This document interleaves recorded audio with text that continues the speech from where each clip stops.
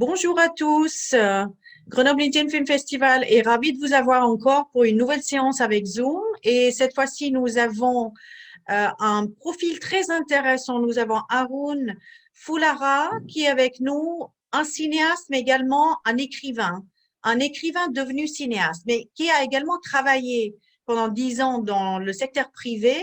Donc, on a des profils très éclectiques, très intéressants. On va lui poser plein de questions sur son tout dernier court-métrage que nous avons pendant le festival qui s'appelle Soutenez et qui sera en ligne donc dimanche prochain.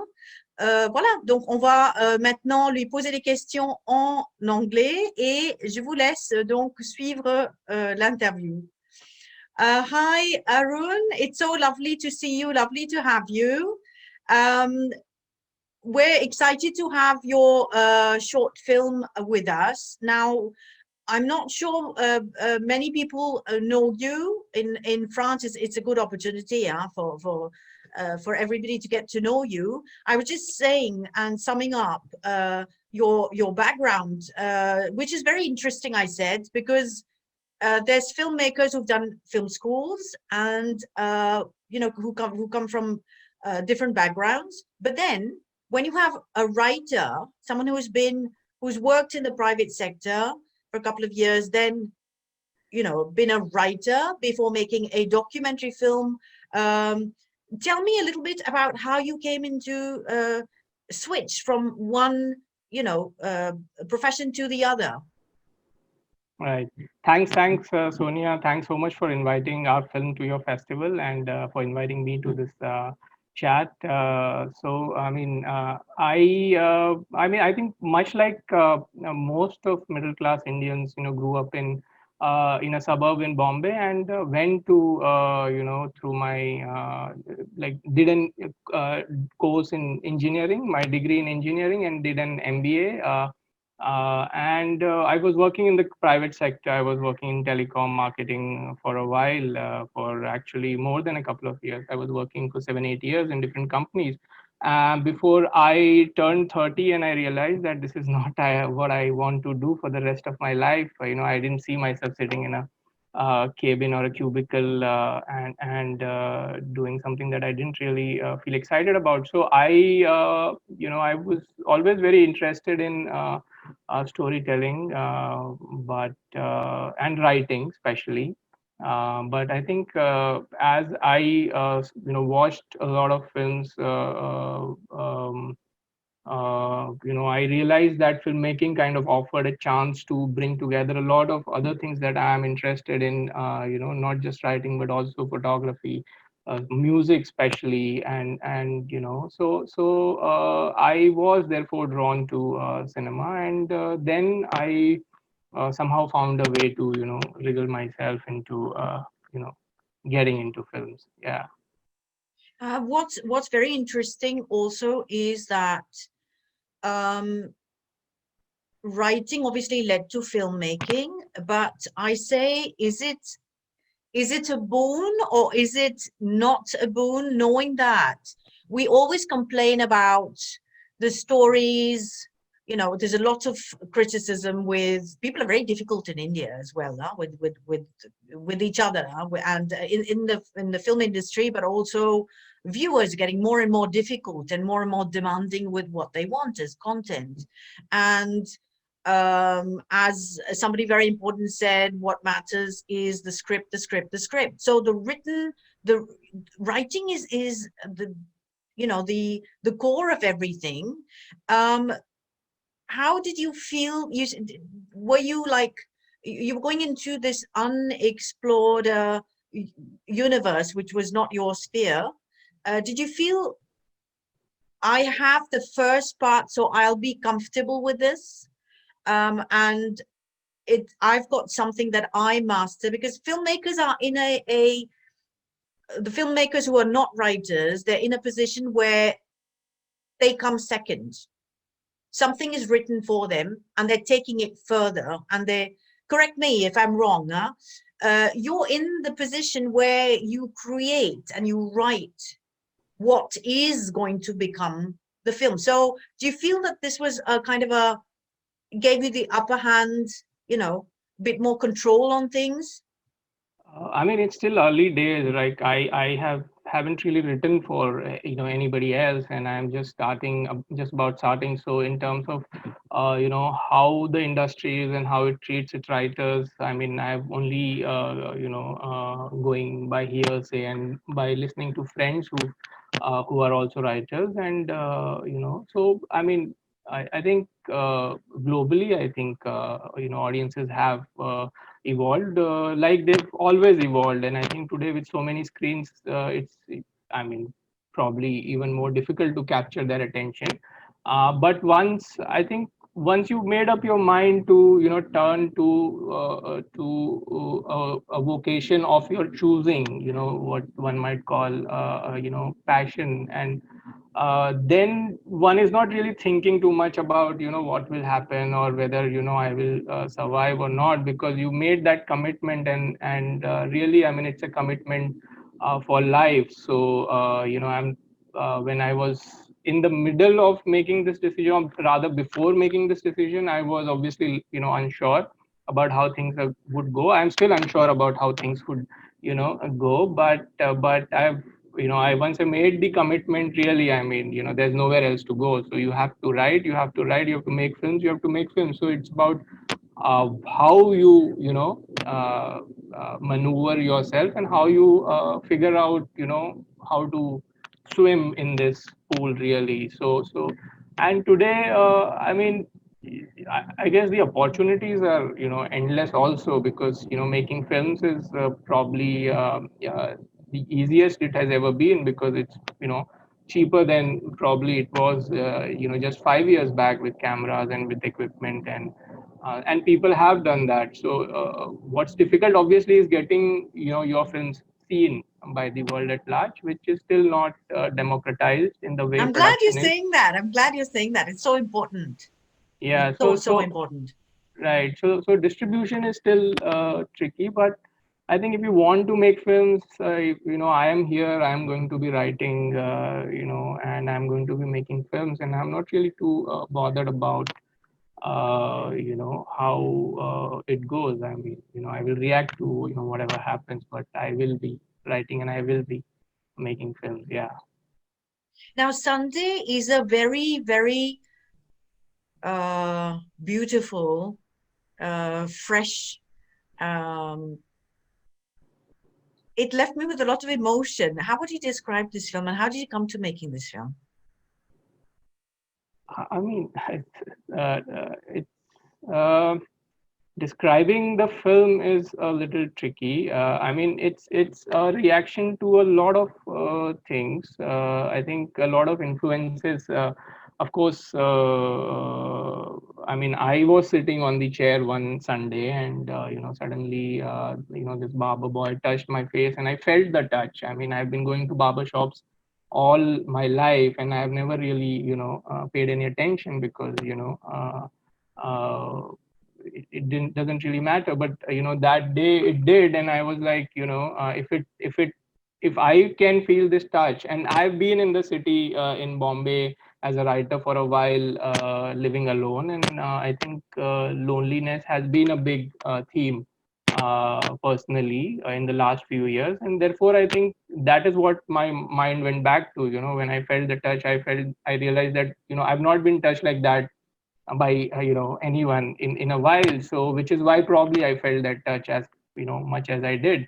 And then it got me thinking that if this is me, a straight guy, what if it was someone who was homosexual, and who was gay, and who probably had a crush on this boy, and that's where I think the story really came to me. I mean, so the film really is not, there's not too much of a story there, right? I mean, it's about that's what I wanted to replicate also, what I felt on the chair, and what someone like the protagonist might feel, so it's a one-sided love story, if you might say. If it's a story of being so near your loved one, yet so far, because when the barber boy is massaging his face, he's like almost in his arms, but yet there is this huge gap, and he's never going to be able to embrace the boy. And so it's that it's I think the influence of a lot of mainstream Hindi cinema, no, romantic Hindi cinema, but done in a very different manner. So and it's also obviously a lot of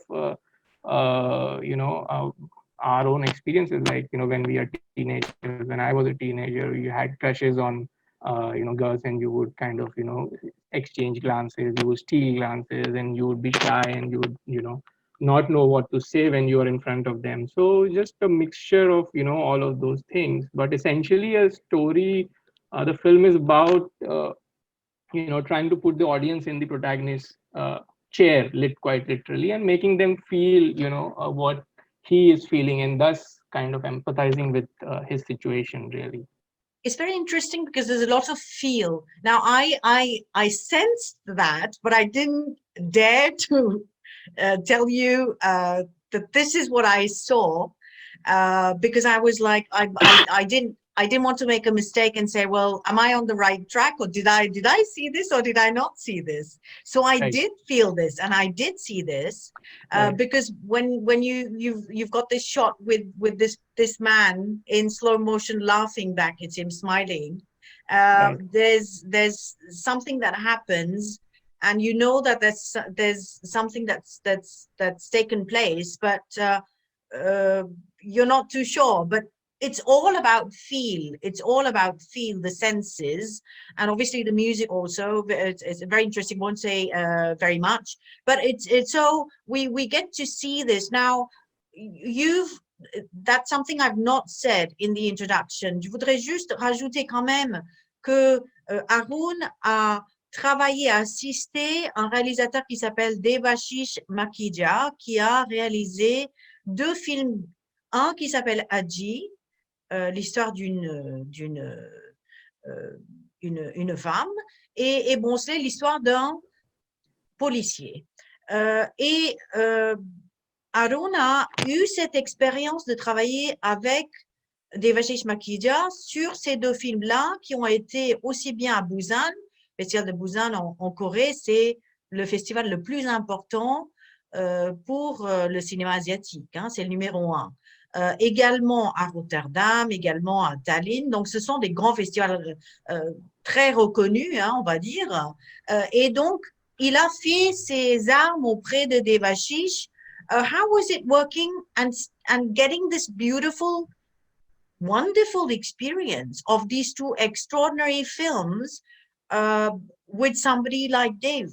So how did you get to meet and work on this together? So I was running this website after I left my corporate job. I kind of went back to working on this startup media website, which was focused on the independent film space, and I used it as an excuse to uh, satiate my hunger for learning more about filmmaking. So I interviewed everyone in the sphere, people in front of the camera, people in back, behind the camera, so writers, directors, cinematographers, sound designers, everyone. And Dave was one of the filmmakers that I met, and of all the people that I met during that time, there were only two people that I really felt that I wanted to work with. One was Dave, and the other was Umesh Kulkarni. I mean, both of them really people that I really wanted to work with them. So one fine day I just wrote him a mail. I had heard him talk about making this film, so I just messaged him saying that hey, I would love to work, and he responded immediately, and the next day I was on the team. So that's how we kind of started off, and really, I So mean, that working on. fast, so Yeah, fast. that's right. Yeah. So he is that fast, and he's that open also to people, irrespective of where they're coming from, as long as there is this hunger to do what is needed. So I mean, that's the two films that I worked on. I think both the films, 2 years, more or less of my life, were I think a substitute, and I think probably a better substitute than a film school, because I was involved from the beginning to the end, till the film was delivered. So I got to see the process of filmmaking of Devashish's process of filmmaking end to end. And I think there's as good as the films are, I think his process of filmmaking is really the gift that I have got. And to see him obsess over each and every detail, be it in costumes or in art direction, or in sound, or in framing, in everything. I mean, he's so precise and so detailed, and just to be and very open, to suggestions and inputs from his team. In fact, seeks collaborations even from his assistants, and that's something that I mean, film school. So the experience on both the films, obviously independent films made on low budgets, so very tough, while the production is going on. But outside of that, we're really excited about working on the film, whatever the conditions, because the atmosphere is such. It's about working as a team and going out there and making something which will probably last longer than us. And that's the hope, that everybody working to create any piece of art, I think is after. Like, you want to create something that stays after you are gone. And so yeah, I mean, it was tough, yet very, very, very enriching and fulfilling at the same time. And I mean, I think whatever I have learned, little, lot of that, credit goes to working on those two films with Devashish. So yeah, I couldn't be more thankful. And I think that influence hopefully shows in Sunday also, because I think the political sympathies and worldviews, are quite similar. I mean, we are very much aligned on that sphere, although of course as people we are quite different, so therefore the tone of the films will probably be different. But I think the worldviews and the sympathies where they lie are very similar. So yeah, I hope that some of the good things of is are visible in my film as well. Because when I read, it's weird, huh? Because you've made a documentary, so you're not starting from scratch. But when I read first short film, I find that hard to believe, huh? Because I can see the whole background of what you've worked on and what you've done. This bears your solo name, but obviously, having worked on 2 features before this, heavy, beautiful, important features, in every aspect, not the smooth thing, which is like easy to shoot and shot in a in a week or 2 weeks. It's deep thinking, it's conflicts, it's a lot of psychology. There's also sociology. There's all these questions and everything. So his whole sphere, his whole universe is quite a universe, and so that's interesting. You're also bringing that what you've picked up, which adds on to what comes next, and whatever we create is part of everything that we've been, right, in different Right. things Yeah. that we've learned. So I think that's so important. I'm coming back to the writing. At any point, because even if this is your first short film, while he was working and while you were working on these 2 big features, did Dave come to you? Did you have a look at see things together in terms of writing, in terms of the script, in terms of for Aji and for Bosley? Was it something that also intrigued you in terms of, yes, you discovered how to work these things technically. But from your aspect of writing, did you also share things together? I mean, it's inescapable. I mean, I was not involved in the writing process, but his process is such that you are constantly discussing scenes, and you're constantly discussing themes and characters, and it's inescapable. I think anybody and every assistant of his, and not just assistant, I think even people in the art team or the costume team or the camera team, everybody gets exposed to how he's thinking and what he's thinking, and the rigor with which he is thinking. So clearly, I mean, I imbibed some of that. And I think also because I was lucky enough to be involved in the editing process, which is really my favorite part of filmmaking. And it's writing, really writing with images, right? So that, I think has probably been the biggest few months of learning, both on Aji and on Bhosle, where the scripts got uh, written, rewritten rather, in the edit. Yes, I mean, I was not involved in the writing process, but like I said, I mean, lot that I kind of learned, in the process of working on those two films. And I just like to correct you, I have not finished my first documentary, so the documentary is still being made. Right. So yeah, this is Tell me my a little first. bit about that. Tell me a little bit about your documentary.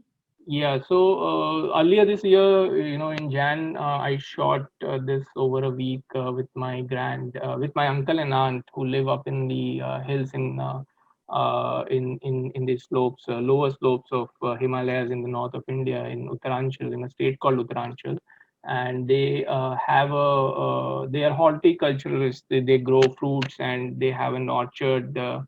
Where they grow plums and peaches and apples and walnuts and what have you. So they're now 70 years old, 70, 75, and living alone, almost in the middle of their orchard, which is like living alone in the middle of a forest. And I've been going to that house and that village for years now.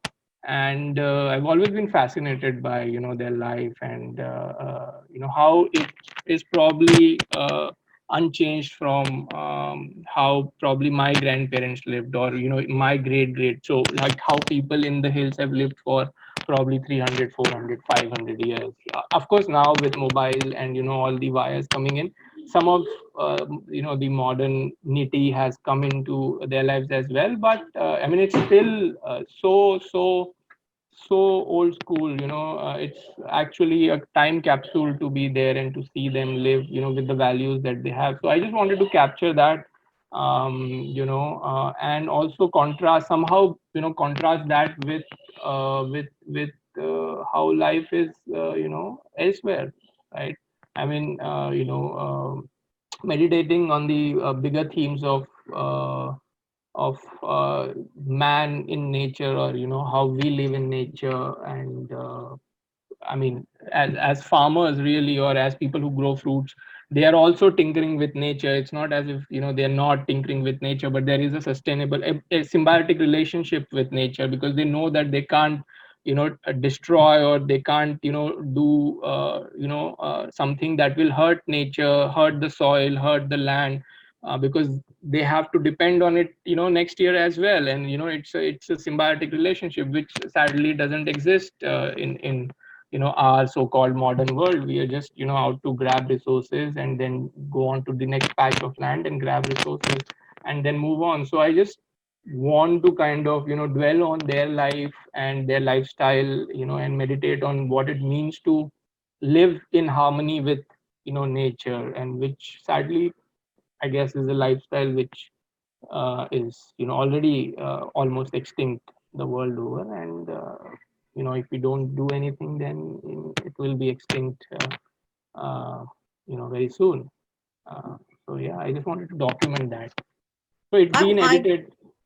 I find right it now. interesting. I find it interesting that you're saying this. I'm going to use this to come to what I said previously in terms of COVID, the crisis, and us coming back. There's a call. There's an awakening to come back to nature in any case. But this time the scale is immense because so it's worldwide, and so we're all our lives coming to a standstill. We in Grenoble, the French Alps, our situation is quite crazy because last night we went into the maximum alert with 19,000 new cases. We've been to Wow. a situation in August where we had barely any new cases. We're at 19,000 new cases with COVID in 24 hours. Now, even if the majority of all this is young people, is students, but there's absolute chaos at every level in every city. So we are, and we've been through this and we know it and we know how to organize lockdowns and things. But in France, there is a chaotic situation. So we, with our festival as well, because there's the impact, everything impacts everything. And I think we've never realized it more than this time and with the lockdown and with COVID. So everyone's waking up to see how we all dependable and depend on each other for everything. And it's time for us to all, just remember that and not forget it, because the moment we're in a good moment, we always tend to forget these things. What's your position on the crisis and what's happening, etc.? What's it been like for you? Like I was saying, I think personally, I haven't really been too impacted. I'm kind of lucky and privileged in that sense. I mean, I've been as a writer, you're not really used to, going out too much. I mean, some And but writers there's probably do. people, there's also people who've been losing their jobs in Yeah, India, yeah, yeah, in significantly. France. There's So, so many. yeah, yeah, yeah. So I think we had this coming. I mean, it's just that this is COVID and this is 2020. This would have happened. Maybe a couple of years down the line with something else.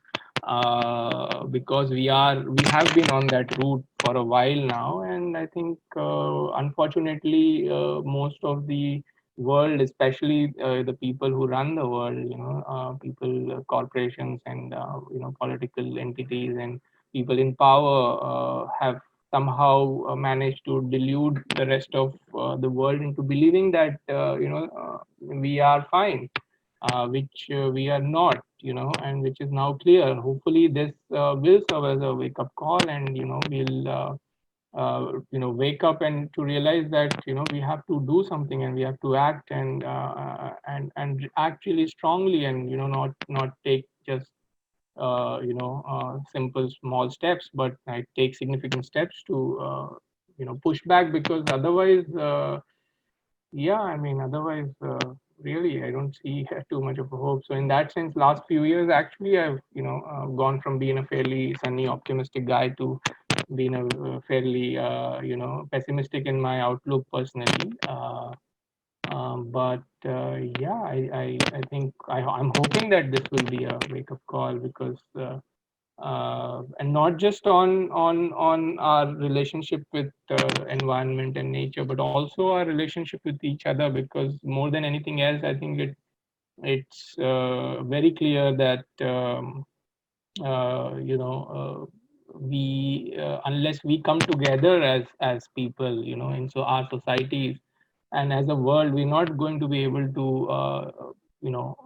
work together and create a better world. I mean, what's been happening in India last few years, and especially this year since the lockdown. It's been mind-bogglingly crazy. I mean, with the migrant crisis, which we uh, you know were uh, happy to close our eyes to for so long, but it's just been thrown up in our faces, and the sheer apathy with which it was dealt with, is crazy. The kind of other stuff that's been happening with in our politics, and the kind of extremism and hate and bigotry all around it. I mean, it's really a dampener. It's a real We feel downer. that. We're feeling that reality has surpassed fiction. Huh? I mean, when we Yeah. hear that last night, Yeah. Trump just, no, sorry, Biden just cancelled his next debate. Huh? So things are happening, and these are things that you wouldn't have dreamt of. So looking back at these situations, and I'm looking at situations itself, because in films we've also got situations. We're talking about reality, we're talking about society. So if I come back to Dave's films, he's talking about something that's there in society. The evil, these roots of evil that he's putting the spotlight on. Um, there's things to learn, there's things to show. We're in a situation with India where things are difficult to show. Now, we in our festival also say this is open to filmmakers and you can talk about anything. We can show any type of film, and we will support films that have maybe not been supported openly by the government or whatever. So there's also that kind of struggle. First, you're struggling with the idea of making the film technically, producing it, financing it, all these different struggles. Then you're going to be struggling with the subject. So how do you see that, the subject, with today's society, with what you're going to be doing in the future? Are you asking yourself these questions? Will it be possible to film this? Will it be possible to create this or that subject and talk about these things later? 2 years later, I want to do this. If it comes back, let me write it down on a paper. And then maybe in 2 years, I want to make a film on this or that subject. No, I mean it's inescapable. I mean you can't not be thinking about it. I think in the best of times you're thinking about that, but I think surely today in India, I don't think any writer, any director would not be thinking of what will happen if I write this or I make this and I show this, because people are being jailed for the flimsiest of reasons. In fact, for no reason at all. So yes, I mean it's a constant thought, and for someone who is just about starting to make films, it's even more intimidating really, because if the state comes after you, where do you go? But I think, I mean personally, maybe it's a little too early to talk about that, but I am coming around. Like we have, I think, crossed, uh, uh, crossed a certain line in the last couple of years, especially, and I think there is no point,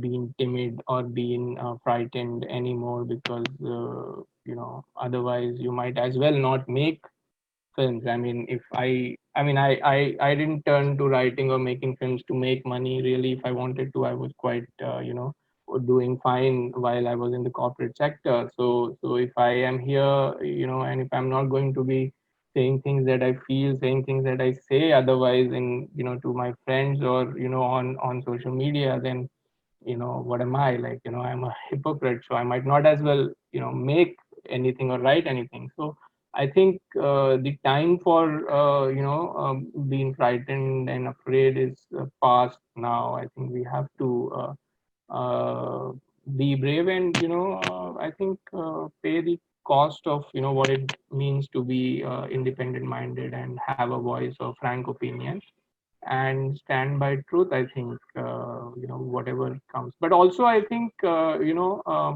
a slight difference, I think, in the worldview there is that you also want people to watch your films. You also want them to engage with your films, and if the films are not reaching out to the mass of people, the people that you want to actually have a conversation with, the mass of people who you want to look at things in a different way, then I guess I think the whole point is lost. So the way I am looking at it and the kind of stories that I am currently working on are all stories which are dealt with lightly, which there is humor, because the times are absurd, right? And I don't see depicting reality just the way it is to serve any purpose, unless we do it in a way that people kind of come to watch, and then find that they have been administered dose of medicine somehow, and somehow they take back something which uh, communicates what we have in mind. So that's where I am right now with all the stories that I'm working on, trying to infuse them with as much humor, uh, because even if it's like someone else said, will there be singing in the dark times? I mean, yes, there will be singing. There will be singing about the dark times. So we have to kind of keep our hopes and spirits up, because I think today is when it's needed the most. Your film is that ray of hope. And Exactly. in programming, this was the important thing to have it. Obviously, it's Sunday, so to have it on the last day, which is always a Sunday at our festival, and to have it there as, keeping people smiling so that they can go through all this and say, we had a good time. Um, we, even if we can't see this film in a hall, which we're hoping will, this was obviously uh, the whole idea of cinema, the whole experience is obviously without the hall. uh, I'm just so uncomfortable. I've come to Netflix and Amazon because the crisis has thrown me into this. But otherwise, I would never have, got the subscription for these. And I'm a real hall person, so I'm missing this because I wanted to have the feel of hearing people laugh and smile around me, and I like that because I feel it's lively. I'm in a place that's interactive, the whole space. So this ray of optimism is really interesting, despite you having worked on and built your craft and got the experience with certain films that are quite dark, but with the technical sense, with everything, all this is serving this purpose, maybe also to get above what's dark and to know how to bring something that's a bit lighter. So it's so interesting, and this is really going to interest other young filmmakers who are disheartened, who do not have the finance right now, who are saving to buy their cameras. And so we get all these messages from people saying, hey, you know what, this is my budget and this is going to be my next camera, etc. And let's not forget that, yes, you today, with all the majority of life, that experience is also helping you, serving you with what you've worked with in the private sector. You're bringing all that, and that's also part of what's coming out in your filmmaking, with the experiences you've had. So you're saying to yourself, yes, I found my destination and this is what I want to do. I mean, it's really silly for us to I mean, I'm sure most of the successful people were quite sure of where they were going, and I hope to be successful as well. But I'm not really sure. I would like to say that I have arrived at any sort of a destination. There are still a lot of things that interest me, and that's always been a problem because I've always been a little too interested in too many things. But yes, I think in the sense that am I committed to writing and stories and making stories in whatever form and manner I can. I think that is a place that I have arrived, and I'm quite here to be sharing stories. I think I am also working on ideas for fiction books and books on non-fiction. So that's also something that I don't rule out. I mean, it's just a matter of having a lot of ideas and a lot of stories that you just want to say, and not every story will find its way into becoming a film. So what do? I mean, you don't just throw away or keep them in your folders. So I do write short stories as well, and I do intend to keep that side, open. And you never know. I mean, so there's no saying, what one might turn to, 10 years down. Because 10 years back, I didn't, when I was in the corporate sector, I didn't think I would be, one first running a film site on filmmaking, and two, making films one day. So how am I to say that 10 years down the line I might not be doing something quite dramatically different? So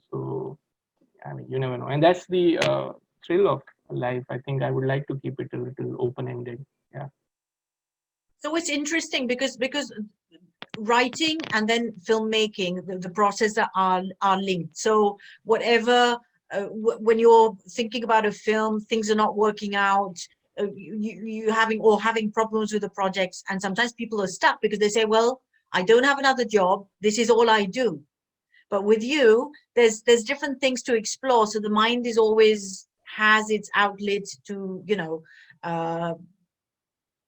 find that creativity, stay tuned and fresh in what you're going to be bringing, without letting stress or tension or whatever get to you in a way. So it's really, really interesting, and I think it's going to interest a lot of filmmakers also to hear this, because there's the maturity of having seen life and being established also. So tell me, what would be your guides, very simple words.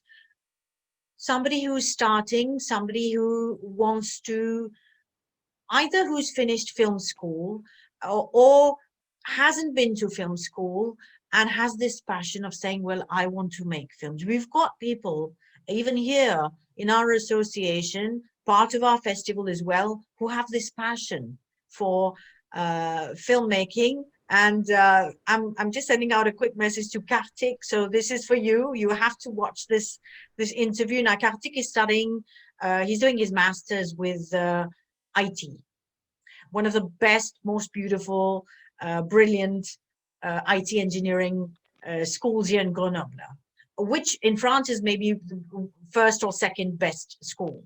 And he has this passion for filmmaking, and he wants to make films and short films. So what would your advice be?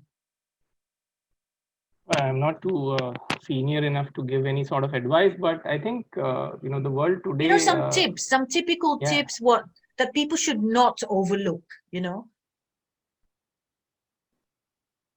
I mean, like I was saying, I think the world today is so open for anybody to learn anything. I mean, I think so many people have realized and started on learning things in the last 6 months. I mean, I hear my friends rekindling their old interest in, whether it is in singing or whether it is in learning to whatever do bake or whatever it is. And I think I mean, the world is our oyster today in terms of knowing about anything or learning about anything. And so the only piece of advice which I actually have found useful is also that is to just not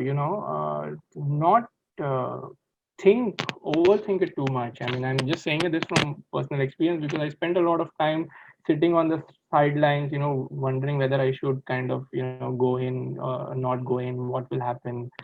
I mean, I was already 30, 31, 32, and I mean, a little too old to be making that switch. But if you are young, I mean, you should just or whatever age you are, I mean, if you feel that you have to, then you should start acquiring those skills on the side, which you can. There is no reason or excuse not to acquire those skills, because it's out there, it's on YouTube. There are n number of film sites sharing information. All filmmakers are today so communicative. There are dozens, like thousands of interviews of the best of filmmakers out there. You have cheap cameras, you have people like you around you, hungry and eager. I think you just one, keep learning, and two, do what you claim you want to do. If you're not taking the first step, then really the world is not going to come to you and say, here's the money and here's the equipment and the crew, and why don't you make a film for us? That's not going to happen. So you have to take that first step, and then the second step, and then the third step. I mean, you have to do it. There's no one else, and no one's stopping you, really. I think that your approach is really interesting. Also, I'm coming back to having met Dave, having had your website on cinema. So the passion was there, then you're a writer, but then getting to meeting Dave, going forward, and then finally, assisting him on his films.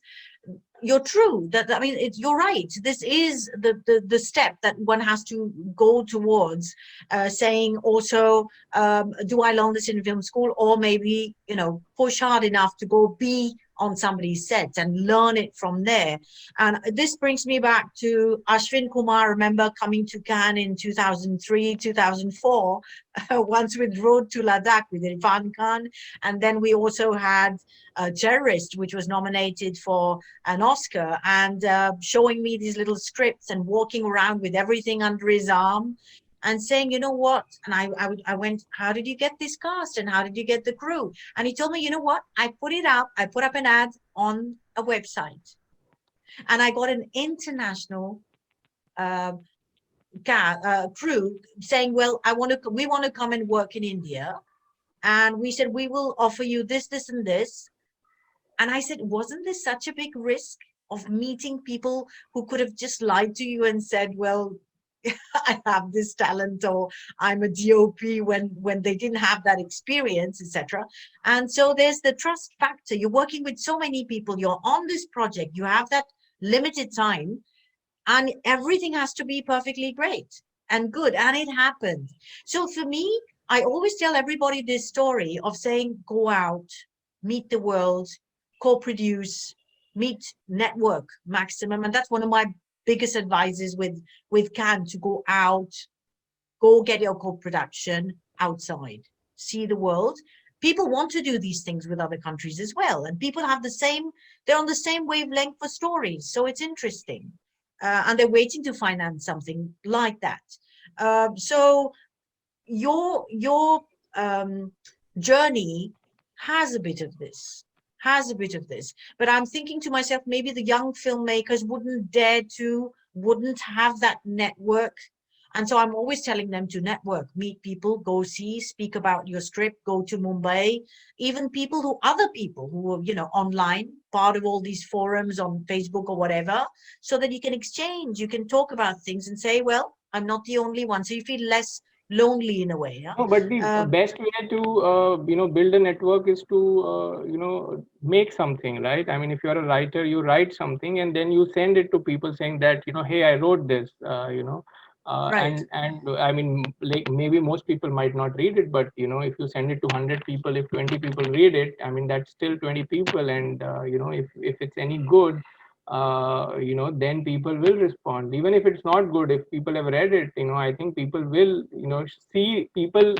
Everybody responds to energy, and everybody responds to enthusiasm, and that's probably the most, valuable, one of the most valuable, talents that someone can have, is to have energy and enthusiasm. And then, of course, the other one is to have discipline, and probably the third one is to have talent, but probably you can do without talent, which I think most people have some bit of talent, and talent also you hone over years working on yourself and on your craft. But I think the most important skill sets are discipline and energy and enthusiasm. And so the easiest way to build a network is to write, if you are a writer, if you are a filmmaker, to make a film and send it out to people, and then let them know that you are a writer, therefore you write, therefore you are a writer, and you make a film, therefore you are a filmmaker. I mean, how else does one become a filmmaker, right? You make a film and then you are a filmmaker. It took me like a long time to come out to people saying that I'm a writer, because I was so conscious of me not having anything out there. And it's only when one of my short stories got published that I could tell everyone that I am a writer now. And only after making Sunday that I could tell the world that I'm a filmmaker now, because I've made a film. right? I mean, if someone is 22 and that kid goes out and makes a film, that kid is a filmmaker, right? I mean, like he or she is a filmmaker. So there is no stopping. And every filmmaker, when everyone who's making their first film goes through almost the same set of challenges, right? I mean, if someone has worked on bigger films and has some experience of being on a set, then it's a different sort of experience, but it is still your first film. You will be nervous. Maybe with every film you will be nervous, because it's such a risky and difficult endeavor. You are trying to get a team together to capture something that you've only imagined. So every filmmaker kind of in that sense relates to every other filmmaker, because you've gone through that process and you've shown the energy and discipline to kind of put in that hard work and make something, however bad, that's a different thing, but at least you did that. And so now you are a part of the brotherhood slash sisterhood. and Right. and that's the best way to kind of build a network, I think, and from personally, from experience. Because just going up to people and saying that, hey, I am interested, I Hmm. think there are thousands of people out there who are interested, who don't do Right. anything about that Right. interest, and therefore they just end their lives being interested in things. So yeah. So it's a very positive message that you're giving people, because all these questions are there in their minds, but when they're taking the about to take the first step, they need to hear this once or twice. Huh? They need to still hear it from other people saying, "Hey, don't worry, I did this. Go ahead." It's very, very reassuring. Actually, it's extremely reassuring to hear it, and we never hear it enough. So I think it's uh, positive and beneficial, huh, for most But people. however many times anybody else says this, it's not going to help, because you're still going to be nervous and you're still going to be terrified. And you have to do it. I mean, there is no other way around it, right? Steven Spielberg can come in and tell you, how difficult he had, but that's not going to help you. Like, you have to, go out and True. do it, and it's going to be terrifying, but I mean, there's no other way around it. So yeah. Tell me, when you shot the Sunday, was it during the crisis? No, no, no. This we shot it quite some time back. Actually, a couple of years back. Okay. Immediately after we had finished the post for Bhosle, and I had some money, so I just spent all of it on shooting the film, and then of course, dealing, finishing it as happens. So went through. Sort of a personal crisis in between, trying to figure out finances.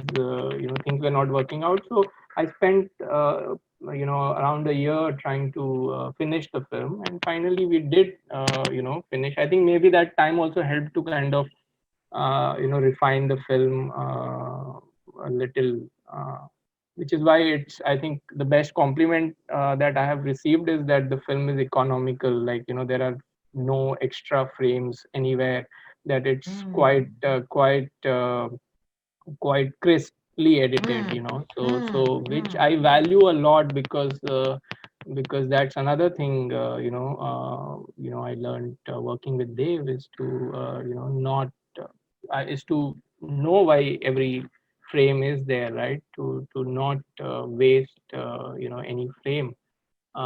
So that is what. So we finished it last year and then started sending it out to festivals, and it started its festival journey in February this year, and by March, everything was up in the air. So festivals which were supposed to happen in May, June, kind of pushed, postponed, and they're all happening now. So now, between 24th September and your festival, we, in those 20 days, we have screenings at 10 festivals across the world. So it's just like, Fabulous. yeah, so it's just like, there was nothing happening in April, May, because of the pandemic, and now all the festivals are probably kind of happening together. So yeah. What's the response that you're getting? You've already started, showing it to places, because obviously the viewers, extremely curious to know what their reactions are going to be. And so what are their reactions? I mean, it's what you hear from people like you, because unfortunately, because of the pandemic, there are no theater screenings, and it's all online. So I was hoping that at least Kashish in Bombay would happen in theaters, which also didn't happen. So I mean, it's predominantly via the festival programmers, and also through some of the people who've written, who liked the film enough to write in.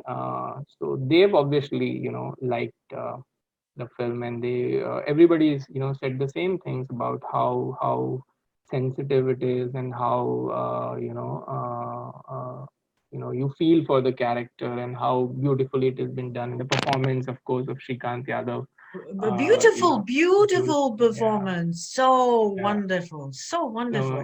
He's one of our best, very very underestimated, undervalued Hmm, actors. But of course, he does a lot of work in Marathi cinema, and hmm, where hmm. he is one of the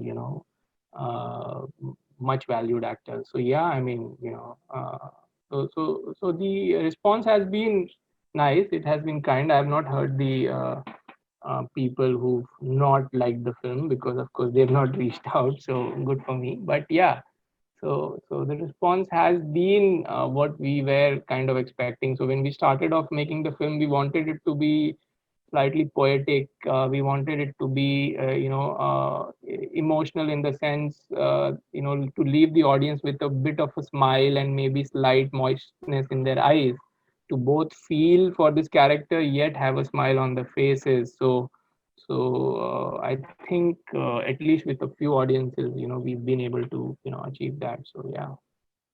And it's coming. It's not the end. Huh?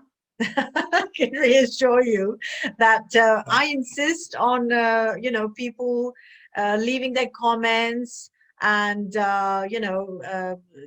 leaving a message so that we can send you whatever we've heard and seen, etc. So I I think would no, love no, to. Yeah, I would love to hear. it's Yeah. going to be super important for us.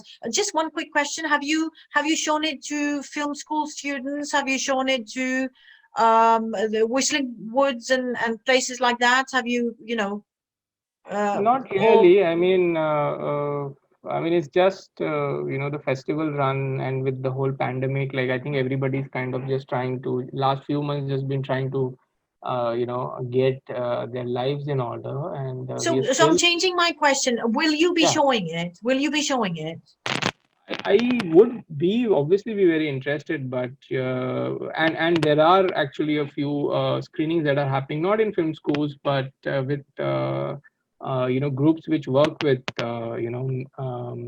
violence, men against violence, groups with work Hmm. with gay rights, and so they have shown an interest in screening this film to their audiences, because I think there is also an element of exploring a side of maleness. Mm-hmm, What is it? mm-hmm, mm-hmm, mm-hmm. To the rest of the world, and I think, I mean, I'm more than happy to have it shown to that audience, because I think we need less of the kind of toxic masculinity all around us, and whatever helps men come to terms with that, uh, I'm all for it. Thank you so much for being with us. I'm such a privilege having you. And I thanks. hope to see you soon. Hope to see you in Cannes in person pretty soon. It's I gonna would. fly. Time's gonna fly. I'm I staying hope to be positive, there. Yes, yes. and so that we can really meet and have a hug and a chat. Huh? Right. So thanks a million, and let's stay in touch. We'll keep you Absolutely. Thanks, posted. thanks, thanks so much, Sonia, for this chat. I've not spoken so much about so many things. I never actually. So thanks so much for this lovely interview. Thanks. Bye. Bye. Bye. Bye. Bye.